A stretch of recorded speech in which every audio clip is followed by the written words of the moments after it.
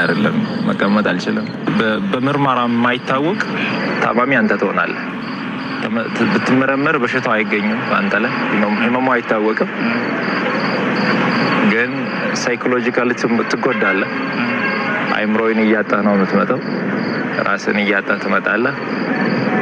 የሆነ ሰዓት ላይ ሳትትልና ራስን ትረሳለህ። ከኔ ከጤና ሁኔታ ጋር ተያይዞ ባለው አጠገቤ ላይ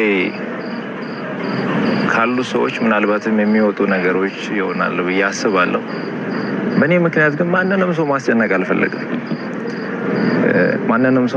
አልፈልግም። አንድ የሚያምነው ነገር አለ፣ እግዚአብሔር ሁሉን እንደሚችል፣ የውስጤን ህመም እሱ እንደሚፈውስ። ሰው ፊትን ያያል፣ እግዚአብሔር ልብን ያያል። አጥለው ሰውን ስትረዳ የሰዎችን ህመም የሰዎችን ስቃይ ደርሰ መከራቸው አጠገብ ላይ ስትቆም ልክ እንደኔ ሌሎችም እንደዛው ናቸው። ፊታቸውን ስታይ ወጥተው ሲገቡ ለሌሎች ሲተርፉ ለነሱ የበቃቸው ይመስላል። በዚህ ሳምንት ውስጥ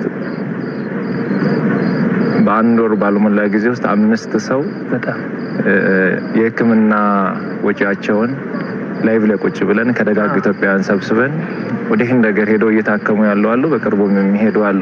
በብር ሲተመኑ ብዙ ብር ነው አይደል? ከብር ወደ 30 ሚሊዮን ብር አካባቢ ተሰብስበዋል። አንድ ሳምንት ግን መቀመጥ አልችልም። ለነሱ እኔ እርዳታ ሲሰበስብ ቁጭ ብዬ አይደለም መቀመጥ አልችልም። መቀመጥ የማልችልበት ምክንያት አለ። እነሱ ደግሞ ተፈውሰው ሲመጡ እኔ እበረታለሁ። የነሱ ገንዘብ ተሰብስቦ እያለቀሱ የነበሩ እናቶች፣ እያለቀሱ የነበሩ አባቶች፣ የአንገቱን የደፋው ወጣት አንገቱን ቀና ሲያደርግ ያቺ እናቷ በኩላሊት ህመም ምክንያት ታማ ስታለቅስ የነበረች እህታችን ሳቋን ሲያይ እኔ ልብ ይበረታል። የኔን ህመም እዛ ጋር እረሳለሁ፣ የኔን መታመም እረሳለሁ። ግን ደግሞ ሳልፈልግ ሰውነቴ እየቀነሰ መጣ። እኔ ህመሜን ለሰው ማሳየት አልፈልግም፣ ሰው እንዲያቅብኝ አልፈልግም። አንዳንድ ጊዜ ደግሞ ስጋ ያሳያል። ትልቁ ችግር እሱ ነው። ጃኬት ብትደርብም ይታያል፣ ውስጥ ያሳያልና ጸልዩልኝ። እኔ የኢትዮጵያ ህዝብ አንድ የሚማጸነው አንድ ለኢትዮጵያ ህዝብ መናገር የሚፈልገው ከእግዚአብሔር በታች በእናንተ ጸሎት፣ በእናንተ እንባ፣ በእናንተ ምርቃት ነው እስከዚህ ያለሁት እና አሁንም እግዚአብሔር በዛ መንገድ ያቆመኛል ብዬ አስባለሁ። Jaalatamtoota fi kabajamtoota hordoftoota Feesbuuk kan taatan hunduma keessanii bakka jirtanitti nageenyi koo kan jaalalaa isiniif haa baay'atu isiniin jecha viidiyoo biraa qabadhee isiniif dhiyaadhee jira. Hanga dhumaa viidiyoo biyyaatitti nu wajjin turaadha. Egaa viidiyoo kana akkuma dhaggeeffattanii hundumti keessan jechuudha. Viidiyoo kana dhaggeeffattanii namni osoo viidiyoo kana rabbi si fayyisin jedhee namicha kana kan hin beektanii. Egaa Itoophiyaa keessatti jechuudha tola ooltummaa hangana hin jedhamu akka Itoophiyaatti kan hojjete isa jechuun hin danda'ama. Innis eenyu Maaster Abinnat kan jedhamu kana namni hedduun namni isa hin beekne hin jiru. Oromoo, Amaaraa, Tigiree osoo hin jedhin amantaadhaan osoo hin qoodin biyya osoo hin jedhin jechuudha. Biyya irratti naannoo naannootti hedduu rakkoon jiru lubbuu isaa itti dabarsee aarsaa guddaa itti kaffalee uummata Itoophiyaa kan rakkoo guddaan keessa jiru kan rakkoo guddaan irra gahe iddoodhaa kaasee nyaachisee itti uwwisee obaasee akkasumas warroota kafana hin qabne kafana bitee waa hedduu uumeera. Egaa fayyaa rabbitu namaa kenna. Namichi kun egaa uummata Itoophiyaatirraa homaan barbaadu kadhannaa qofan isaanirraa barbaadaa jedhe. Nuti immoo yituu inni osoo dadhabeen jedhin aarsaa kana hunda kan uummata haadholii keenya iddoo irratti hafanii bu'an abbootii keenya rakkatanii kanarra taa'aa bu'an yeroo inni seenaa isaanii jijjiiru nuti immoo yituu waaqayyo gooftaan abbaa fayyinaati. Inni isa fayyisu fayyaa kee guutuu siif deebisu jechuun hin dadhabna hin dadhabnu. Kanaafuu jechuudha warroonni viidiyoo kana dhaggeeffatan hundumti keessanuu rabbi osoo siyaa fayyisuu hin jedhin irra dabartan dhugaa rabbii hojii isaa kanatti namni gammadu hunduu hojjechuu qabdanii namoonni hojiin isaa kun isin hin gammachiifne hin jiru jedhee waan yaadu hundi keessanuu jechuudha. Homa tokko rakkoo tokko hin qabu. Dhaayixanii feesbuuk isaa jalatti suuraan yeroo inni yaala fudhachaa jiru achi jalatti hin jira maasteraa binnat jedhee as jalatti illee rabbi siyaa fayyisuu jechuu dadhabdan feesbuuk irra seentanii fuula feesbuuk irraa maasteraa binnat jettanii charchi gootanii achi jalatti deemtanii rabbi isa fayyisu akka jettanii jaalalaa fi kabajaanan isin gaafadha. Egaa namoonni jechuudha namoonni tola ooltummaa daangaa hin qabne akkanaa tola ooltummaa daangaa hin qabne hojjetan kun nama biraattis galateeffamuu qabu. Waaqarraa isin mul'itu fayyina argachuu qabu. Waaqni miskiinota kanaa kan kaleessaa dhoobatanii karaa irratti beelaanii qullaa taa'anii rakkoo adda addaa keessa baasan sababa maasteraa binnat kanaan iddoodhaa ka'anii jiranii namni yaala dhabee dhukkubsatee manatti hafe yaala argatee kan fayyu humna isaatiin qarqaaree kan isaaf fayyise waaqayyoon immoo humna isaatiin isa akka fayyisu nuyi kadhannaa kara waaqayyootiitti osoo waan tokkoon gargaarin jechuudha.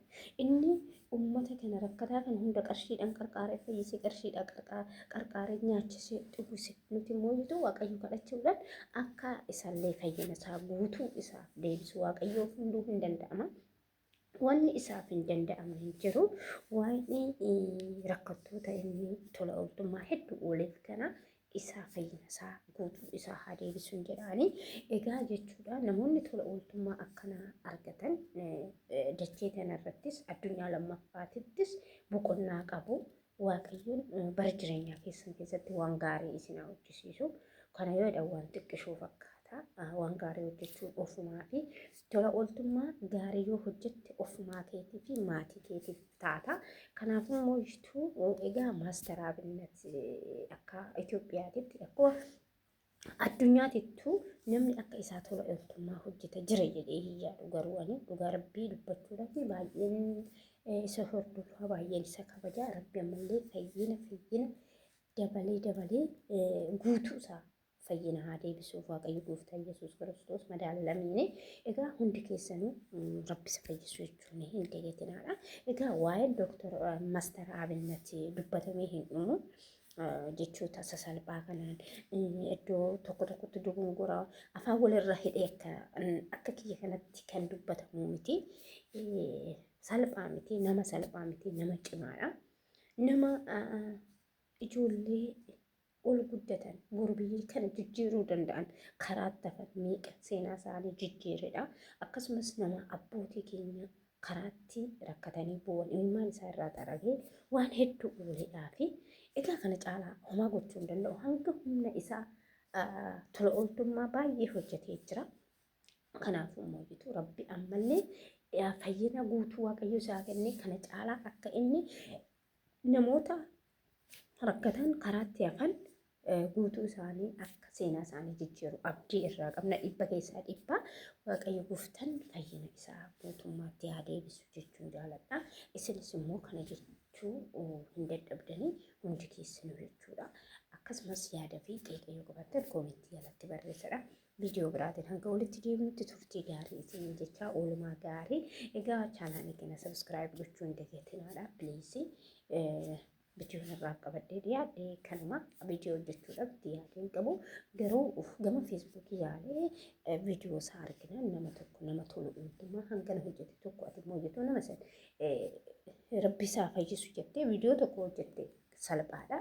Kanaafuu namoota waan gaarii hojjetaniif laaltee irra darbuun sammuu keetiif sirrii miti.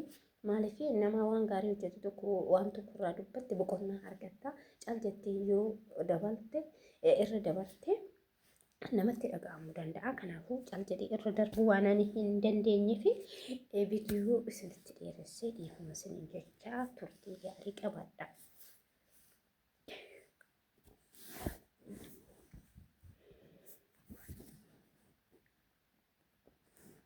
ታሪክ ተቀይሮ እንደገና ቅኔን አስታጠቀኝ ለምስጋና ታሪክ ተቀይሮ እንደገና ቅኔን አስታጠቀኝ ምስጋና